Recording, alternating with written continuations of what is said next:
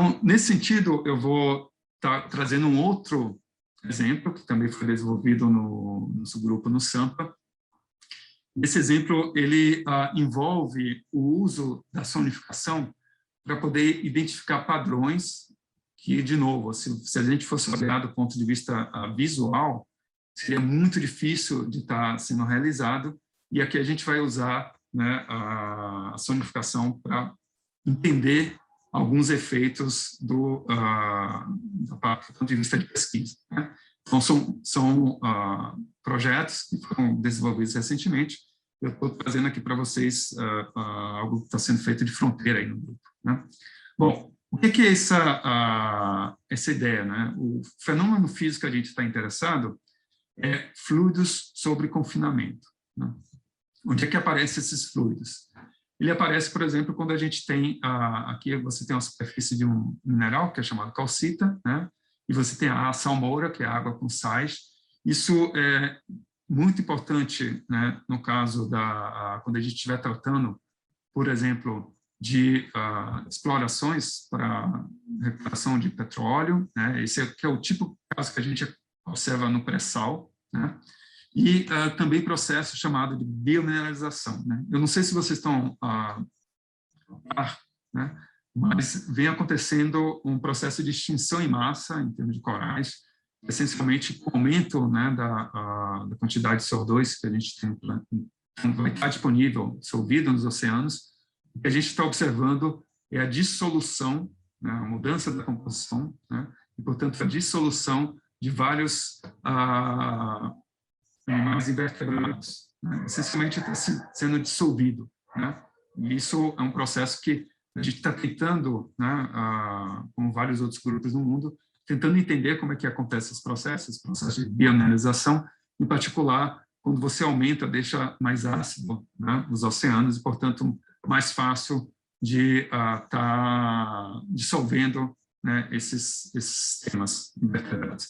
E o que a gente fez foi tentar entender, né, como é que a interface entre um sistema sólido, que é quem compõe, por exemplo, os corais, e o sistema líquido, que no caso aqui seria a água, né, e a água do mar, em particular, né?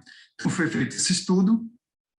Como a gente está falando de sistemas que vão estar confinados, né? Então, você tem poros aí que são da ordem de nanômetros, né? Então, a gente tentou entender como é que a água se comporta quando você confina ela, né, a distâncias da ordem, né, de 10 a menos 9 metros. Né? Então, esse aqui é o resultado, né? Eu não vou me ater muito aqui à discussão da física desse problema, mas, essencialmente, a gente observa que há uma acumulação de água, né, próxima à superfície daquele mineral, né, e depois aí você tem um efeito devido a esse confinamento, né? Então, quanto mais confinado que a gente vai nessa direção, né, maior é a densidade da água próxima àquela superfície. Bom, o que é que isso tem a ver com a discussão aqui, né? Então, se eu quero entender a água, né, uma das formas da gente entender a água é a partir das ligações, da rede de ligações de hidrogênio que a água forma, né? E aí, nesse caso, uma das maneiras que a gente pode mapear essa rede de ligações de hidrogênio, né, é pensar essa rede de ligações de hidrogênio como um grafo, né, que é o mesmo algoritmo que o Google usa para mapear, né, a internet, né? Então, essencialmente, o que a gente fez foi mapear, usar o algoritmo do Google, né, num sistema molecular. Bom, a partir disso, a gente consegue identificar quais são os vários maneiras, né, como as moléculas de água podem estar se comportando, né, de tal modo que, a depender de como você está confinado, essa conformação vai mudar. Só que esses sistemas que a gente estudou, você está falando aí de milhares, milhões de átomos, né? Então, como é que eu vou identificar um a um cada uma dessas configurações, né? E, a partir dessa variação, a gente consegue identificar se você tem uma região muito mais confinada ou não, né? E aí, o exercício que nós fizemos foi, para cada conformação, a gente colocou um instrumento musical, né? E, ao longo da dinâmica, ou seja, no processo das moléculas estarem se movimentando, né? Você tem a dinâmica molecular acontecendo naquele sistema, a gente estava ouvindo, né, as formações dessas várias conformações.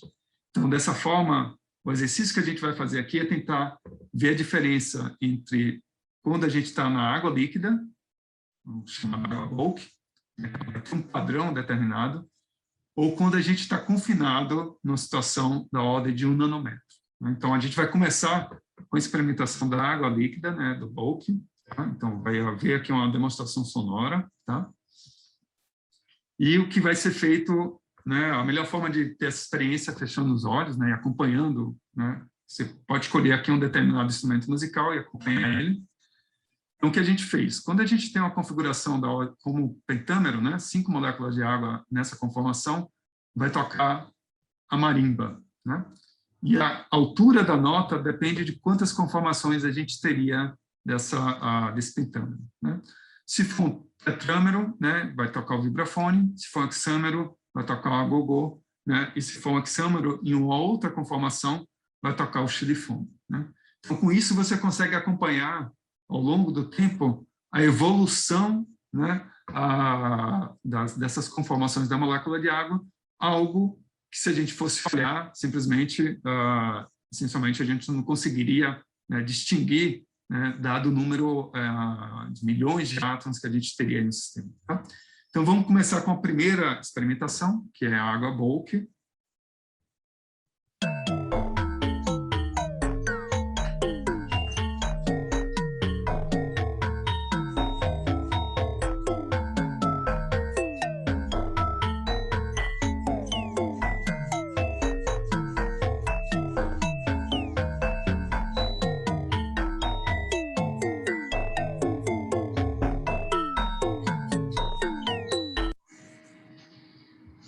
Guardaram. Vamos agora ouvir quando a água está confinada a 1 nanômetro. Né?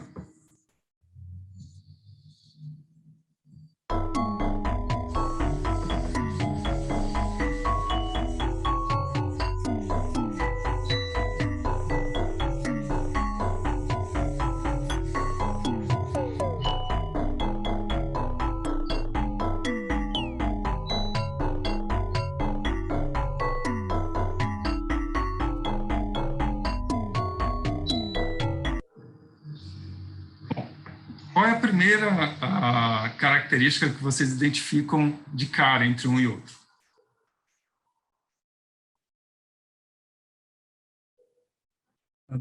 Parece que, acho que o ritmo muda. Não sei se é a sua impressão. Essa observação está muito correta. Em termos da altura das notas, né? O bulk, ele é mais agudo ou mais grave? Eu percebi que o segundo é um pouco mais grave. Isso. E essa resposta ela vem exatamente, né, do indicativo que, no caso quando você está confinado, né, você vai ter muito menos conformações de um determinado tipo, né, e por isso a gente vai estar ouvindo, né, essas conformações numa altura, né, mais baixa do que comparada, por exemplo, no bulk. Então, a gente vai estar... Ele soa mais grave, né, comparado com o bulk. E a dinâmica, como vocês trouxeram, né, o ritmo, é o que traz esse aspecto, né, de você ter um ritmo diferente. Então, com esse exercício, né, a gente consegue monitorar, aí vem de novo aquele ponto que eu trouxe ontem, né? Se eu quiser saber como é que os hexâmeros, na forma de cadeira, estão aparecendo ou desaparecendo ao longo da dinâmica, a ideia é que, se eu focar no som do agogô, né, eu vou conseguir identificar essa dinâmica. Tá? Então, essa aqui é a estratégia, né, que foi usada aqui para a gente poder aprender o que é que está aparecendo, o que é que está desaparecendo, qual que é a característica, né, a principal de um determinado tipo de... uma determinada situação em termos de confinamento. Né? Então, essa aqui é o que foi a proposta, né? E essa unificação ajuda, né, no sentido de caracterizar né, melhor a dinâmica, porque é algo, de novo, volto a repetir, se a gente fosse ver essa dinâmica, seria muito difícil de estar identificando, né, quais situações a gente teria aqui. E aí, quando você tem uma transição de fase, ou quando você tem uma mudança em termos desse confinamento, no som fica muito claro, porque a gente consegue identificar, né, se o som, se as notas vão estar mais graves ou mais agudas, ou se você está mudando, né, o ritmo, né, daquele processo. Tá? Então, só mais um exemplo aí que a gente acabou usando a sonificação para esse processo. Né? Eu vou utilizar da questão dessas interfaces, mas agora usando uma interface fluido-fluido, né, para a gente poder fazer uma combinação entre sons consonantes e dissonantes, por isso que eu trouxe aqui a imagem do João Gilberto, né, e a gente vai correlacionar isso com a parte de mineralização de dados, né, e aprendizado de máquina. Né. Bom, então nesse exemplo, qual era a ideia? Né? A gente vai querer entender melhor essas interfaces fluido-fluido, que pode ser a salmoura, né, que é a água com sal, e o óleo, ou outros sistemas tratantes, né? Essa aqui é uma visão da realidade virtual, eu convido depois vocês para poderem viajar, né, a gente poder conhecer a escala nanométrica, né, a partir de elementos usando a realidade virtual. E tem muitas aplicações para isso, né, que é um dos exemplos que a gente estuda quanto à questão do derramamento de óleo, né, também processos para recuperação melhorada de óleo. Então, o que a gente quer entender é o que acontece na interface entre dois fluidos. Né?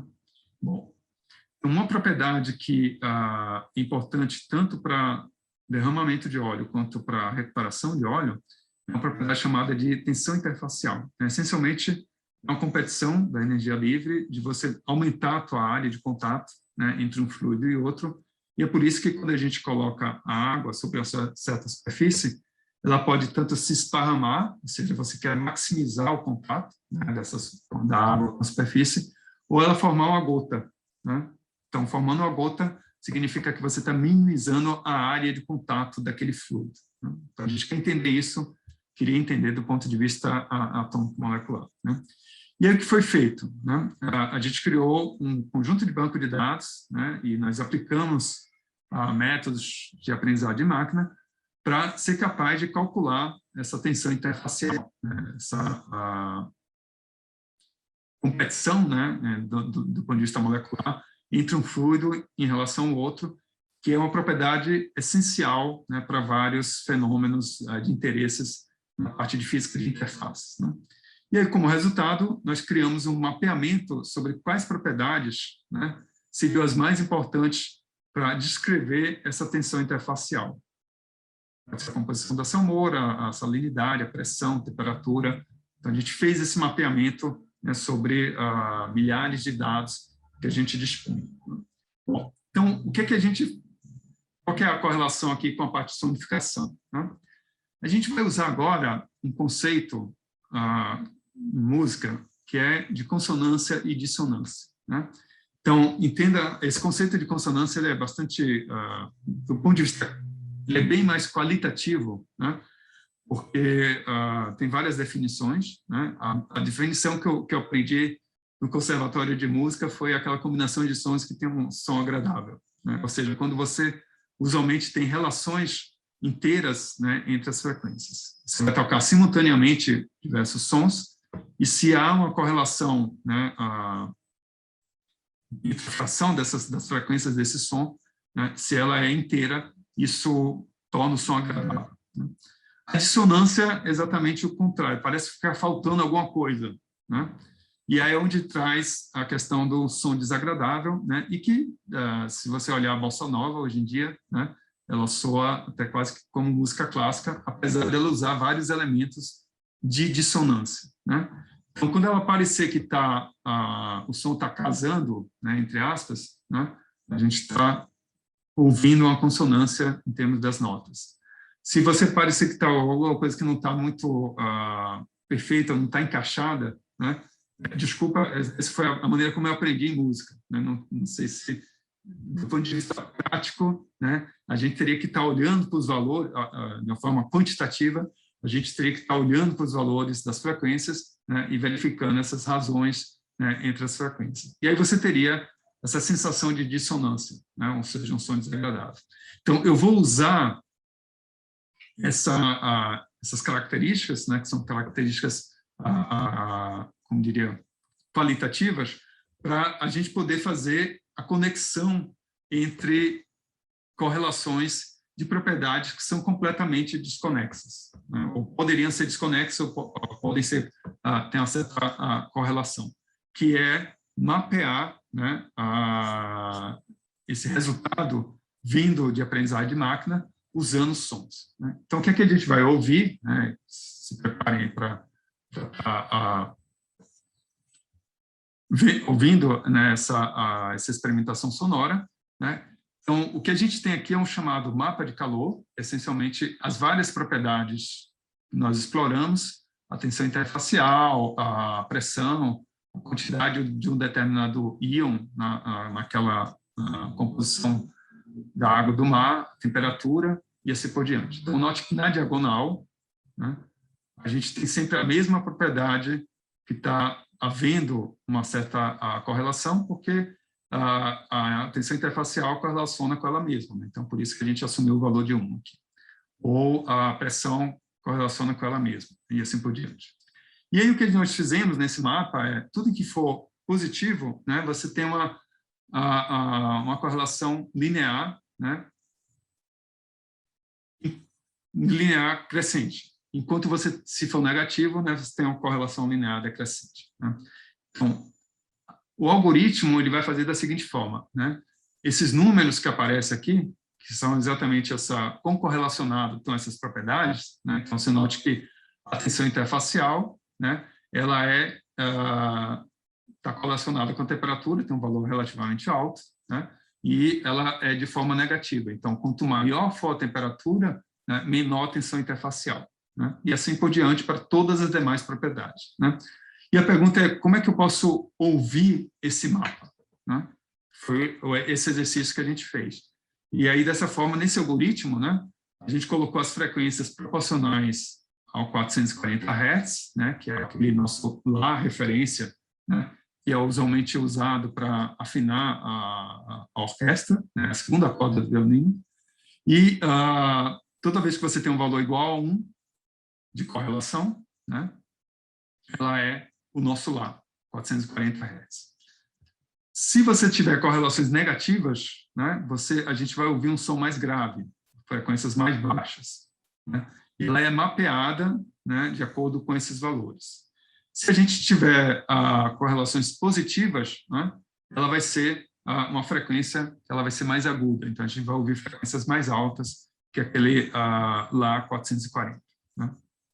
Então, dessa maneira, a sonificação que a gente vai ouvir, né, vai ser variações da amplitude e da altura dentro desse mapa de correlações. Né?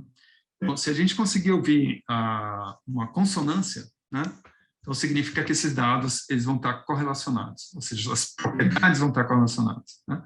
Se a gente vai estar ouvindo uma dissonância, né, então significa que esses dados eles não estão diretamente correlacionados. E aí, com isso, a gente cria uma intuição, né, sobre as correlações entre essas várias propriedades físicas. Né? Então, é uma forma muito mais complexa, né, de você poder estar trabalhando, né, todos os dados, ao invés de você ficar olhando cada um dos pontos, né, cada uma das variações que a gente teria aqui. Né? Aqui eu mostrei para vocês pelo menos 10 propriedades, mas, usualmente, quando a gente trabalha com aprendizado de máquina, a gente está falando de algo da ordem de 200 a 1000 propriedades. Então, você olhar para esse mapa é algo muito mais complexo e difícil. Né? Então, a sonificação ela ajuda, né, de poder estar fazendo essa identificação de uma forma mais direta e mais natural. Né? Então, o que a gente vai ouvir agora, né, a primeira correlação que está ligada à tensão interfacial. Né? Então, vamos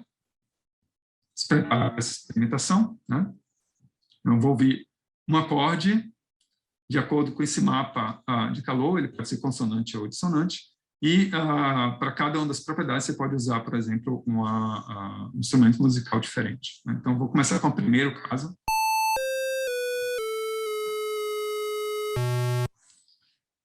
O que vocês ouviram? Vou tocar novamente, né? Mas vou explicar aqui o que é que a gente está ouvindo. Então, o primeiro ponto que a gente ouviu foi a nossa referência, né? E a gente vai caminhar aqui ao longo nessa linha, né? Então, vou estar olhando como a tensão interfacial ela correlaciona com as demais propriedades físicas que eu coloquei nessa tabela, né? Então, note que, ao final, né, você vai ouvir um som mais grave, que é exatamente essa correlação negativa que a gente tem, né, da temperatura em relação à tensão interfacial. Então, vou tocar novamente para vocês prestar atenção aí nessa experimentação, né? Então, se preparem aí para a experimentação.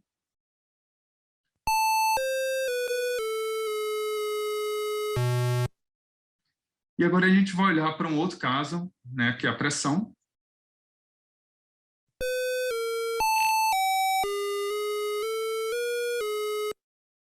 E aí, com isso, você vai varrendo, né, cada uma das propriedades físicas de teu interesse, né?